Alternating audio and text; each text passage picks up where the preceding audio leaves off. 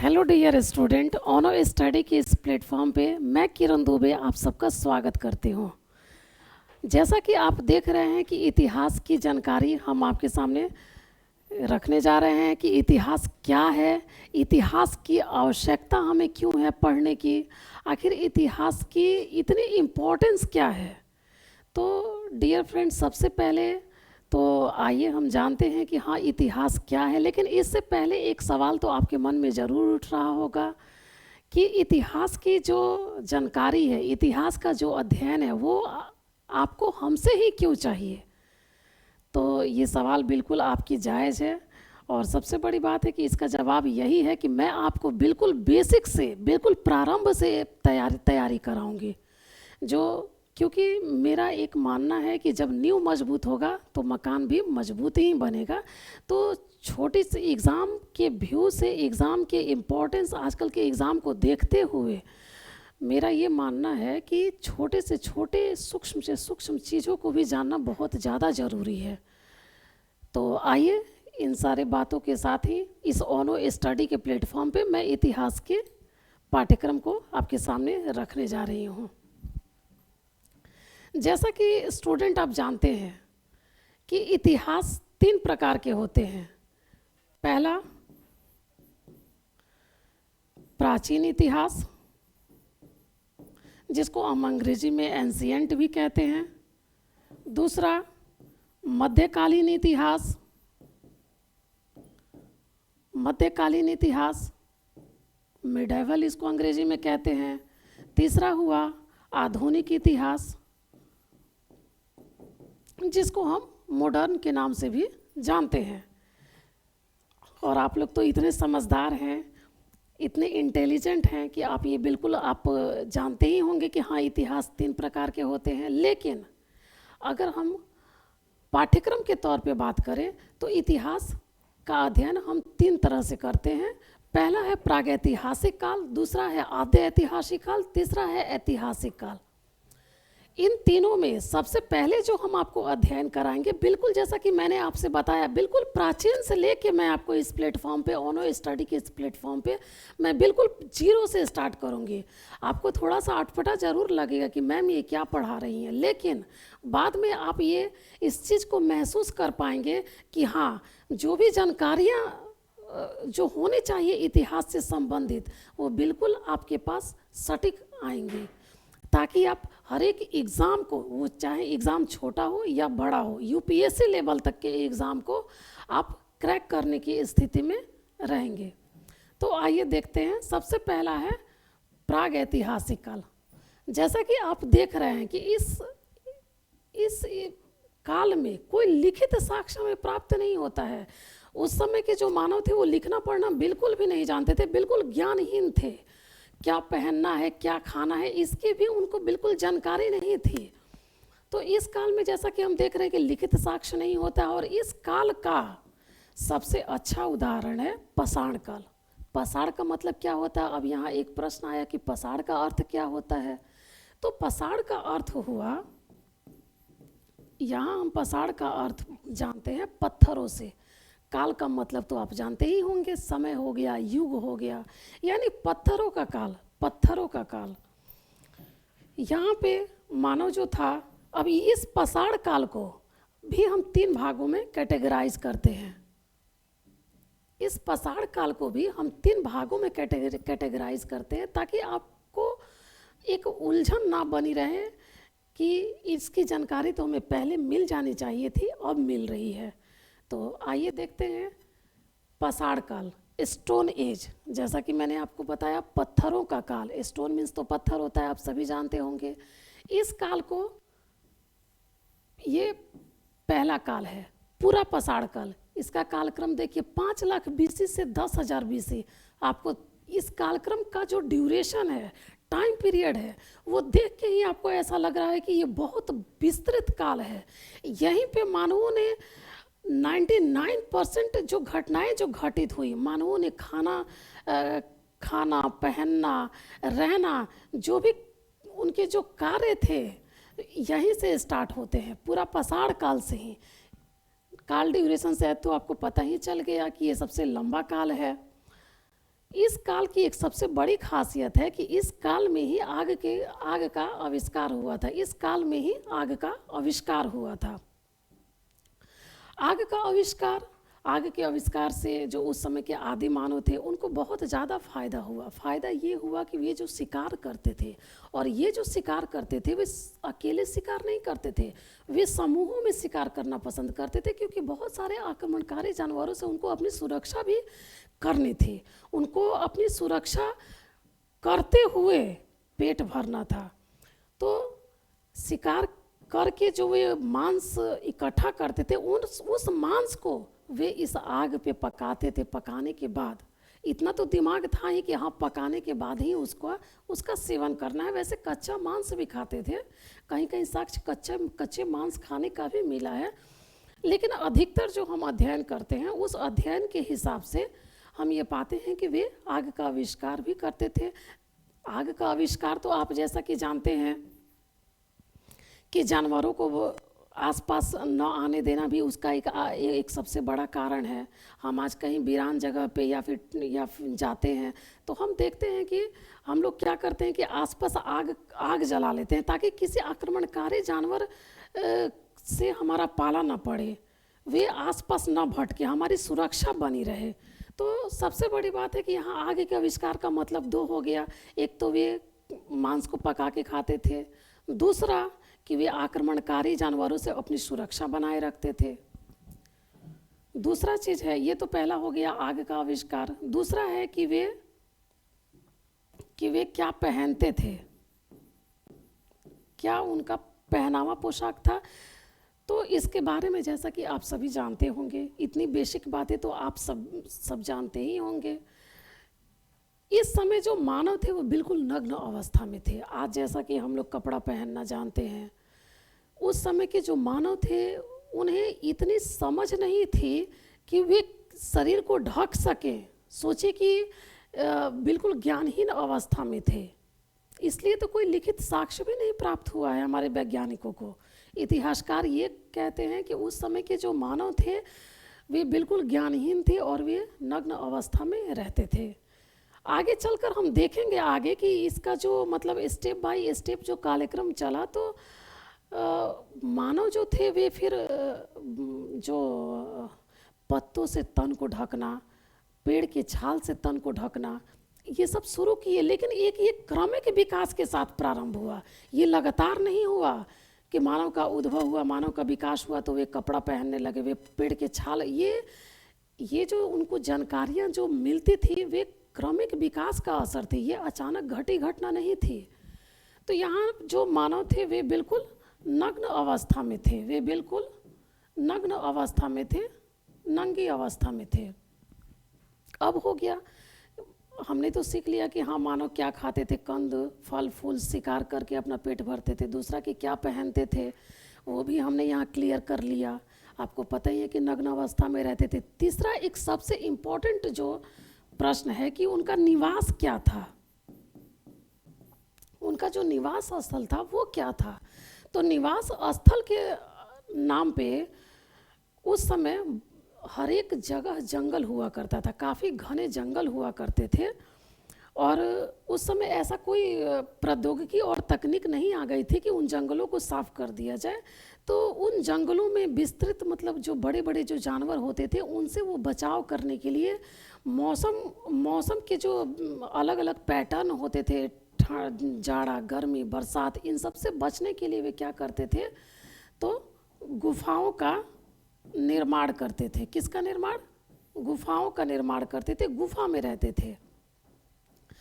इस गुफा के नाम से एक बहुत बड़ा और इम्पोर्टेंट नाम याद आया, भीमबेटका की गुफा, जो कि मध्य प्रदेश के रायसेन जिला में स्थित है। अब यहीं से क्वेश्चन उभर के आता है। इवन यूपीएससी बीपीएससी इन सब में यहाँ से क्वेश्चन बनता है। आप इस चीज़ को ध्यान देंगे और देखेंगे कि इससे स्मार्ट स्टडी का क्या मतलब हुआ। स्मार्ट स्टडी का मतलब हुआ कि अगर यहाँ भीमबेटका की गुफा आई है, हमारे जो पूर्वज थे वो इन गुफाओं में रहते थे, उनकी चित्रकारियाँ यहाँ से जो मिली हुई है हमारे वैज्ञानिकों को, तो ये जो भीमबेटका की गुफा है, यहाँ स्मार्ट स्टडीज़ का मतलब यही हुआ कि भीमबेटका की गुफा कहाँ है। तो एक तो ये हमें पता चला कि भीमबेटका की गुफा मध्य प्रदेश में है। यहाँ हम लोगों ने राइट किया हुआ है कि मध्य प्रदेश में भीमबेटका की गुफा है। सवाल बनता है कि मध्य प्रदेश के किस जिला में है, तो मध्य प्रदेश के वो रायसेन जिला में स्थित है। कहाँ है? रायसेन जिला में स्थित है। फिर अगला सवाल बनता है कि ये किस पहाड़ी पे स्थित है। एग्जामिनर तो सवाल कहीं से कर सकता है, तो इसलिए हमें जो अपनी नज़र को बिल्कुल बगुला की तरह रखना है। बगुला एक पक्षी होता है जो कि बिल्कुल अपने शिकार के लिए मछली पे नज़र गड़ाए रहता है, उसी तरीके से हमें स्टडी करने की आवश्यकता है। तो आइए देखते हैं भीमबेटका की गुफा किस पर्वत पे स्थित है, किस पर्वत श्रेणी पे स्थित है। तो हम देखते हैं कि ये यहाँ पे एक विंध्य पर्वत है, विंध्याचल जिसको हम बोलते हैं, विंध्य श्रेणी है, ये उसी पर्वत पे स्थित है। और यहाँ से किस नदी का उद्भव होता है, ये भी सवाल बन सकता है कि यहाँ से किस बना हुआ भी है। ये सवाल आए, ये दोनों तीनों सवाल आए हुए हैं। इवन यूपीएससी ने भी ये सवाल यहाँ से उठाए हुए हैं। तो आपको बहुत बारीकियों के साथ चलना है। मैंने आपको क्या बताया कि मैं बिल्कुल बेसिक से प्रारंभ करूँगी, ताकि आप एग्ज़ाम में बैठे तो आपको ऐसा ना लगे कि हाँ ये मैंने तो पढ़ा ही नहीं। ऐसा बिल्कुल नहीं होना है। और आप बिल्कुल शांत भाव से, बिल्कुल दिमाग साफ करके अपनी पढ़ाई कीजिए। यहाँ से बिल्कुल एक भी सवाल नहीं छूटेंगे, ये मेरा वादा है, ये मेरी गारंटी है। तो आइए देखते हैं। हम यहाँ देख रहे थे कि ये रायसेन जिले में स्थित है, विंध्य पहाड़ी पे स्थित है ये। तीसरा हम यहाँ से देखेंगे कि यहाँ से नर्मदा नदी निकली हुई है, जो कि अरब सागर में आके गिर जाती है। यहाँ से नर्मदा नदी निकली हुई है। तो अब आइए देखते हैं आगे कि इस भीमबेटका गुफा को सबसे बड़ी और सबसे पुरानी गुफा मानी गई है। एक तो ये यहाँ से इस चीज़ को आप लोग रट लेंगे, इस चीज़ को आप लोग याद कर लेंगे, ये बहुत ज़्यादा इम्पॉर्टेंट है एग्ज़ाम ऑफ व्यू से। पहला तो जानकारी हम लोगों का हो गया पूरा पाषाण काल। दूसरी जो जानकारी है, हम आते हैं देखते हैं मध्य पाषाण काल की। और इसका जो टाइम ड्यूरेशन आप देख रहे हैं, काल पीरियड देख रहे हैं, वो 10,000 BC से 8,000 BC है। आपको देख के ही अंदाज़ा लग रहा है कि 10,000 BC से 8,000 BC। आपको देखिए, सोचिए कि कितना छोटा ये कालक्रम है। यहाँ लिखा भी है कि ये सबसे छोटा काल है, ये सबसे छोटा टाइम पीरियड है। इस काल में मानव जो है वो पूरा पाषाण काल से मध्य पाषाण काल में उन्नत अवस्था में गया हुआ है, एक स्टेप वो आगे बढ़ा हुआ है। इसमें क्या बढ़ा हुआ है ये देखने की आवश्यकता है। इस काल में मानवों ने पशुपालन करना सीख लिया। एक मिनट। इस काल में मानव ने पशुपालन प्रारंभ कर दिया, मछली पकड़ना प्रारंभ कर दिया। ये सारी क्रियाएं मानवों ने यहाँ सीखी मध्य पाषाण काल में। मध्य पाषाण काल में इवन मानव ने ये भी सीखा कि तीर धनुष के प्रयोग से, जिसको हम प्रक्षेपास्त्र तकनीक कहते हैं, यहाँ हम लिख दे रहे हैं प्रक्षेपास्त्र तकनीक, इसको हम कहते हैं। यानी तीर धनुष के प्रयोग से उन्होंने छोटे छोटे जानवरों को मारना भी सीख लिया। इस काल में थोड़ी इम्प्रूवमेंट तो ये हुई।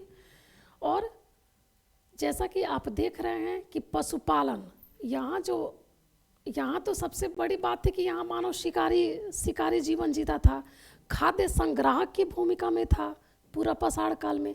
लेकिन यहाँ जब हम एक स्टेप आगे बढ़ते हैं तो मध्य पाषाण काल में हम ये देखते हैं कि मानवों ने पशुपालन की प्रक्रिया प्रारंभ कर दी। पशुपालन की प्रक्रिया प्रारंभ करने का सबसे बड़ा जो मतलब क्षेत्र मिला है वो राजस्थान के बागौर जिले से मिला है। एक जगह और है जो कि आदमगढ़ भी एक मिला हुआ है, जहाँ से पशुपालन के साक्ष्य मिले हैं। आदमगढ़ आपको मध्य प्रदेश में ही स्थित है।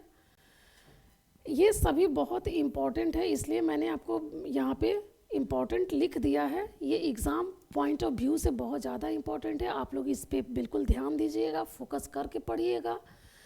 और सबसे बड़ी बात है कि ये छोटे बड़े किसी भी एग्ज़ाम के लिए बहुत ज़्यादा नेसेसरी है। सवाल यहीं से बनते हैं और हम सोचते हैं कि सवाल बन कहाँ से रहे हैं, एग्ज़ामिनर कहाँ से पूछ रहा है,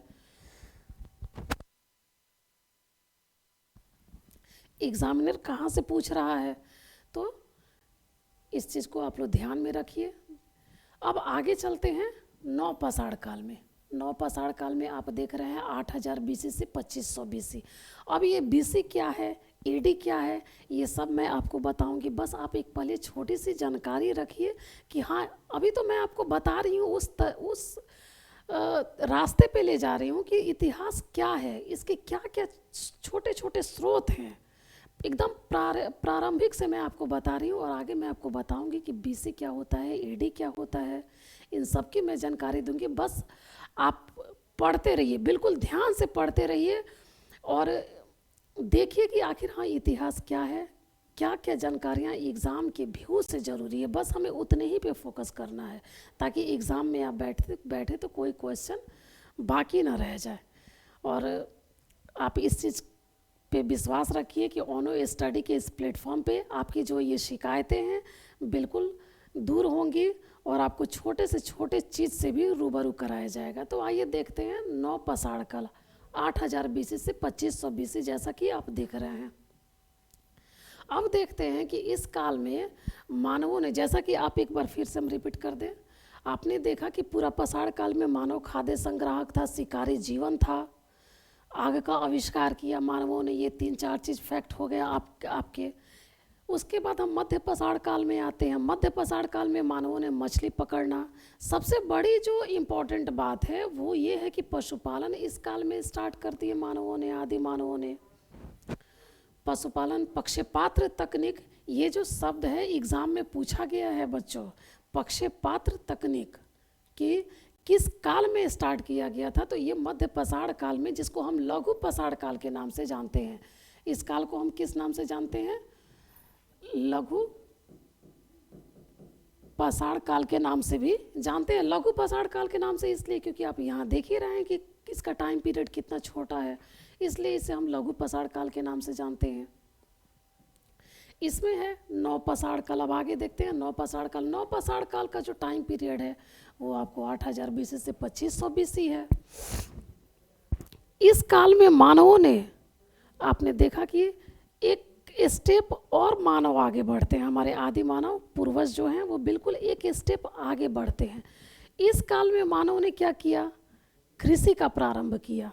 कृषि का प्रारंभ, यहाँ खाद्य संग्राहक था, यहाँ पशुपालन का प्रारंभ किया, यहाँ कृषि का प्रारंभ कर दिया। सोचिए मानवों में कितने, आदि मानवों में कितने स्टेप बाय स्टेप वृद्धि हो रही है। यहाँ मानवों ने कृषि, और ये कृषि जो प्रारंभ किया मानवों ने, ये सबसे प्राचीनतम साक्ष्य हमारे मेहरगढ़ से मिलता है, जो कि पाकिस्तान के बलूचिस्तान में एक स्थान है मेहरगढ़। आइए यहाँ मैं लिख देती हूँ मेहरगढ़। मेहरगढ़ जो कि वर्तमान में पाकिस्तान के बलूचिस्तान प्रांत में, ये बलूचिस्तान प्रांत है, बलूचिस्तान प्रांत के मेहरगढ़ में ये स्थान मिलता है। यहीं पे सर्वप्रथम मानवों ने नौ पसाड़ काल में कृषि का शुभारंभ किया। सबसे बड़ी बात कि कृषि आप एक जगह अस्थाई रह के ही कर सकते हैं। आप चाहेंगे कि हाँ आप पटना में हैं और आप दिल्ली में कृषि कर लें, ऐसी कोई व्यवस्था नहीं है। आपकी समझदारी बड़ी है, आप इस चीज़ को समझ सकते हैं। तो मानवों ने क्या किया, यहाँ अस्थाई, इस काल में अस्थाई निवास प्रारंभ किया। कृषि के लिए मानवों ने अस्थाई निवास प्रारंभ किया। नौ पसाड़ काल में अस्थाई निवास प्रारंभ किया, यानी कि मानव रहना प्रारंभ किया, एक जगह रह के कृषि कार्य करना। ये बहुत बड़ी उपलब्धि थी बच्चों, एक जगह रह के कृषि कार्य करना। और यहाँ जो सबसे बड़ी बात है कि जैसा आप जानते हैं कि यहाँ सबसे पहले गेहूं और जौ की खेती की गई थी। किसकी खेती की गई थी? सर्वप्रथम गेहूं और जौ की खेती की गई थी यहाँ पे। इस काल में पहिए का आविष्कार हुआ, मानव और ज़्यादा इस इन दोनों काल से सबसे ज़्यादा उत्थान इस काल में मिलता है मानव का। और मानव का जो अस्थाई विकास हुआ वो इस यहीं से प्रारंभ हुआ, अस्थाई विकास काल ये माना जाता है। यहाँ से मानवों ने पहिए का आविष्कार किया। पहिए के आविष्कार से अब मानव क्या करने लगा, आपको आयात निर्यात छोटे मोटे व्यापार करने लगा, क्योंकि कृषि में उत्पादकता बढ़ने लगी, कृषि में उत्पादकता बढ़ने लगी। हालांकि यहाँ पे जो कृषि कार्य करने के लिए हल जो था वो लोहे का हल प्राप्त नहीं हुआ, यहाँ लकड़ी या पत्थर से ही हल के प्रयोग किए जाते थे। उसी की मदद से मानव ने खेती प्रारंभ की। और इसका सबसे अच्छा उदाहरण आप देखते हैं यहाँ चिरांद और बुर्ज-होम।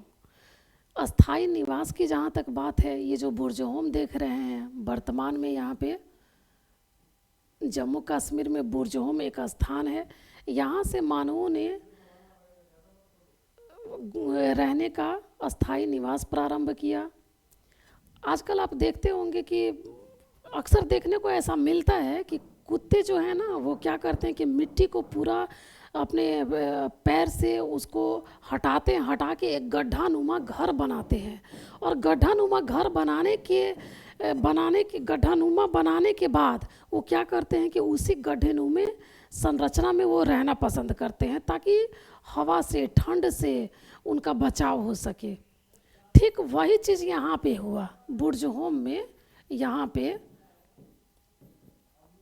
बुर्ज-होम में यहीं पे सबसे पहले गर्तावास का साक्ष्य मिलता है। ये इस बार की यूपीएससी 2021 में ये क्वेश्चन पूछा गया है कि बुर्ज-होम किस चीज़ के लिए प्रसिद्ध था। इसलिए मैंने आपको कहा कि ये जो उदाहरण दिए गए हैं तीनों, ये बिल्कुल आपको ध्यान में रखने हैं, ताकि किसी भी एग्ज़ाम में सवाल यहीं से बनते हैं।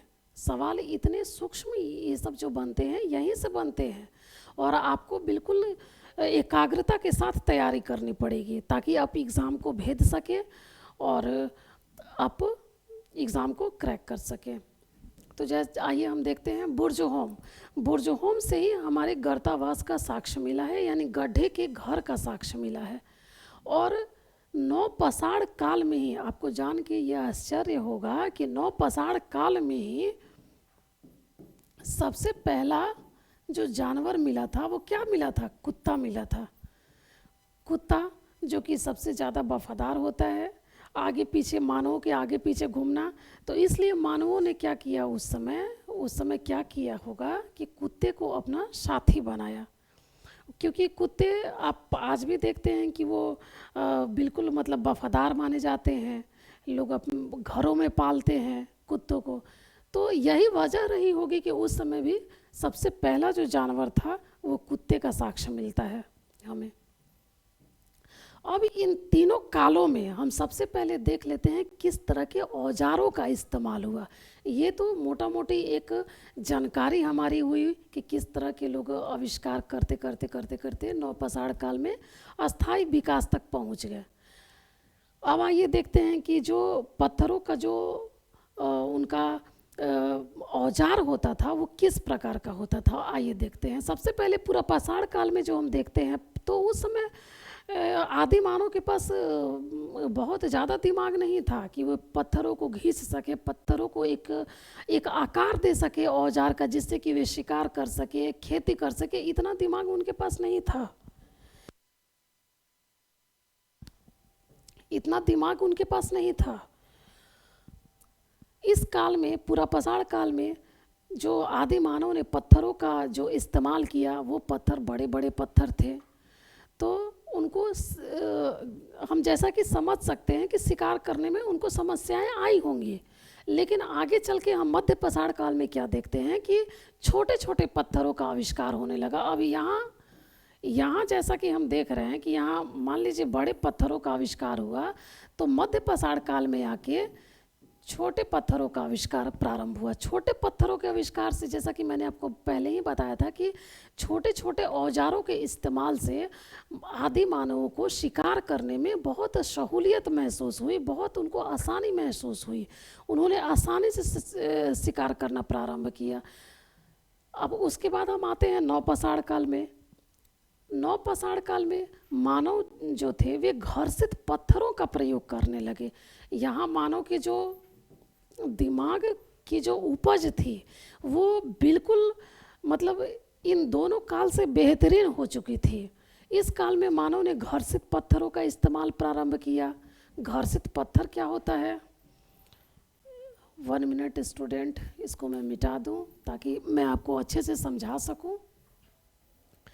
कोई भी चीज़ एग्ज़ाम के पॉइंट ऑफ व्यू से आपकी छूटे नहीं। मेरी बिल्कुल कोशिश है कि कोई भी पैटर्न मैं ना छोड़ूं ताकि आप की जानकारी को परिपूर्ण किया जा सके। आइए, यहाँ हम बात कर रहे थे नवपाषाण काल में घर्षित पत्थरों की बात कह रहे थे। घर्षित पत्थर ये बहुत इम्पोर्टेंट शब्द है दोस्तों। घर्षित पत्थरों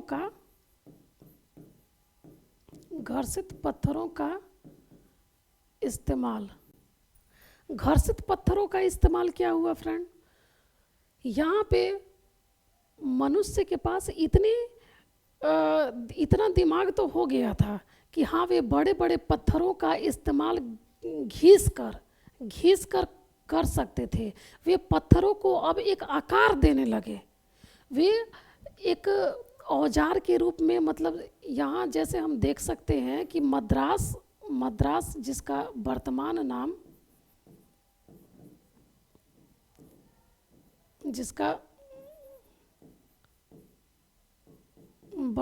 नाम चेन्नई है, जैसा कि आप जानते ही हैं। मद्रास से आपको कुल्हाड़ी के साक्ष्य मिले हुए हैं। फिर हम देखते हैं कि वे पत्थरों को बिल्कुल घिस के इस आकार में बनाते थे। वे बिल्कुल नुकीला बनाते थे पत्थरों को, ताकि खेती करने में, क्योंकि यहाँ आप देख रहे हैं कि कृषि का आविष्कार हो चुका था, खेती किया जा सके। यहाँ इवन हम ये भी देखते हैं कि वे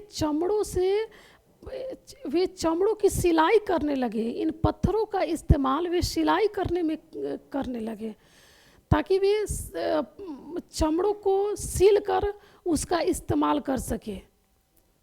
तो ठीक है फ्रेंड, यहाँ आप देख रहे हैं कि बुर्जहोम के बारे में मैंने आपको बता दिया था। ये दूसरा है चिरांद। चिरांद आपको यहाँ पड़ता है, बिहार के सारण जिले में चिरांद पड़ता है। और चिरांद से हमें मानवों के अवशेष मिलते हैं। क्या मिलते हैं? हमें आदि मानवों के अवशेष मिलते हैं। इस चीज़ को आप लोग ध्यान में रखेंगे, एग्ज़ाम के पॉइंट ऑफ व्यू से बहुत ज़्यादा इम्पॉर्टेंट है। इस चीज़ को आप लोग बिल्कुल ध्यान में रखेंगे। और यहाँ से चिरांद से हमें आदि मानव के अवशेष मिलते हैं। और यही मद्रास से ही, जैसा कि मैंने आपको बताया कि मद्रास से ही मानव के कंकाल के प्रथम साक्ष्य यहीं से मिलते हैं, मद्रास से ही। ये भी बहुत इम्पोर्टेंट है फ्रेंड। मद्रास से मानव के सर के कंकाल के नमूने यहाँ से मिले हैं। सर के कंकाल के नमूने क्यों? क्योंकि हम जानते हैं साइंस के हिसाब से शरीर के अन्य जो हड्डी हैं वो बहुत जल्दी गल जाते हैं, लेकिन जो हमारे दिमाग के जो हड्डी होते हैं वे वर्षों तक रहते हैं। तो यहीं से हमारे वैज्ञानिकों को मानव कंकाल के साक्ष्य मिले हैं मद्रास के पल्लावरम से। कहाँ से मिले हैं? पल्लावरम से। मद्रास के पल्लावरम से मानव के अस्थि अवशेष के साक्ष्य मिले हैं। चलिए दोस्तों आगे बढ़ते हैं। अब देखते हैं हम देखते हैं नवपाषाण काल। अब हम आते हैं आद्य ऐतिहासिक काल पे। हालांकि हम लोग मोटा मोटी थोड़ा बहुत जानकारी इससे हम ले लिए। इतनी जानकारी एक परिचय के स्तर पे काफ़ी है, और इसकी जो विस्तृत जानकारी है हम बिल्कुल पढ़ेंगे, लेकिन थोड़ी सी एक जानकारी और आगे हम ले लेते हैं, तब यहाँ से इसकी विस्तृत जानकारी भी हम आपको देंगे। दूसरी जानकारी हम जो आपको देना चाहते हैं वो है आद्य इतिहास, जिसको हम लोग प्रोटो हिस्ट्री भी कहते हैं। इस आदि इतिहास में आप यहाँ एक बहुत बड़ी चीज़ डेवलप आप देखेंगे। इस काल की तुलना में यहाँ आपने देखा कि लिखित साक्ष्य नहीं मिलते हैं, लेकिन यहाँ लिखित जानकारी मिलती है, लेकिन सबसे बड़ी बात है कि यहाँ उस लिपि और भाषा को पढ़ा नहीं गया है। हालांकि हम आगे देखेंगे कि 1837 में जेम्स प्रिंसेप नामक व्यक्ति ने इन लिपि और भाषा को पढ़ा। सर्वप्रथम इन्होंने ही लिपि और भाषा को पढ़ा। तो ये सारी जानकारियाँ हम आगे देखेंगे, लेकिन एक कालक्रम के हिसाब से हमें इससे गो थ्रू तो होना ही पड़ेगा दोस्तों। तो इस काल में हम क्या देखते हैं, आदि इतिहास काल में, कि जानकारी तो थी, लिखित जानकारी तो थी, लेकिन उस लिपि और भाषा को पढ़ा नहीं गया था। क्योंकि ये जो हमने एग्जाम्पल लिए हैं सिंधु सभ्यता का, या फिर इसको हम लोग हड़प्पा सभ्यता के नाम से भी जानते हैं। इस काल में चित्राक्षर लिपि मिलती है हमें। किस तरह की लिपि? चित्राक्षर लिपि मिलती है। इस लिपि में आप जैसा कि देखते हैं, अब ये बताइए ये क्या है? चित्र तो दिख रहा है कि हाँ ये किसी चीज़ की चित्र है, किसी चीज़ का फिगर बना हुआ है, लेकिन इसको पढ़ने में हमारे वैज्ञानिकों को सफलता नहीं मिल पाई। ठीक है, तो इसकी जानकारी हम मोटा मोटी यहीं पे रखते हैं कि हाँ एक डिवीज़न के तौर पे मैंने आपको बता दिया कि यहाँ लिखित साक्ष्य नहीं मिलते हैं। यहाँ लिखित जानकारी तो मिलती है, लेकिन उसको अभी तक पढ़ी नहीं गई है। जैसे हड़प्पन कल्चर हो गया, वैदिक काल हो गया, तो इन सब में लिपि को भी पढ़ा नहीं गया था। आगे जब पढ़ा गया वो मैं आपको बिल्कुल बताऊंगी। आगे मैं चलते हूँ ऐतिहासिक काल पे। ऐतिहासिक काल में ये दोनों मिलते हैं, लिपि भी मिली हुई है, इसमें लिपि को पढ़ा भी गया है, उसके भाषा को भली भांति समझा गया है। जैसा कि मैंने आपको बताया कि 1837 में जेम्स प्रिंसेप ने सर्वप्रथम इसी काल में जाके उन्होंने लिपि को पढ़ा था। इस काल में हम यहाँ देख ही रहे हैं कि यहाँ इतिहास की जानकारी और साक्ष्य दोनों मिलते हैं, पढ़ा हुआ भी है और लिखा हुआ भी, दोनों मिलता है यहाँ साक्ष्य। तो एक डिवीज़न आपने तो तैयार कर ही लिया होगा कि प्रागैतिहासिक काल में लिखित साक्ष्य नहीं है, आधे ऐतिहासिक काल में लिखित साक्ष्य तो हैं, लेकिन उनको पढ़ी नहीं गई है। तीसरा कि आप देख रहे हैं ऐतिहासिक काल, इस काल में लिखित साक्ष्य भी मिलते हैं और उस लिपि और भाषा को पढ़ा भी गया है और लिखा भी गया है। तो एक डिफरेंसेस आप मोटा मोटी ये आप तैयार कर लिए। और इस काल में जैसा कि हम देख रहे हैं, सबका एग्जाम्पल आपने देखा, यहाँ पाषाण काल देखा, इस काल में आके अपने सिंधु सभ्यता, हड़प्पन कल्चर, वैदिक काल आपने देखा। इस काल में हम एग्जाम्पल में देखते हैं जैन धर्म, बौद्ध धर्म, मध्यकालीन इतिहास, आधुनिक इतिहास। ये इन सभी की जो शुरुआत है इस काल से परफेक्टली मानी जाती है। तो इन सब की जानकारी भी हम लेंगे, लेकिन जो मोटा मोटी जानकारी मैंने आपको रूबरू कराया, तो आज तक तो हम इतना ही आज रखेंगे।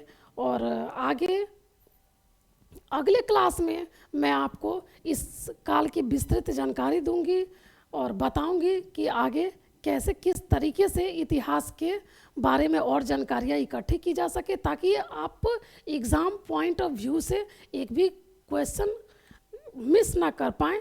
और इसके साथ साथ मैं आपको MCQ भी सॉल्व कराऊंगी।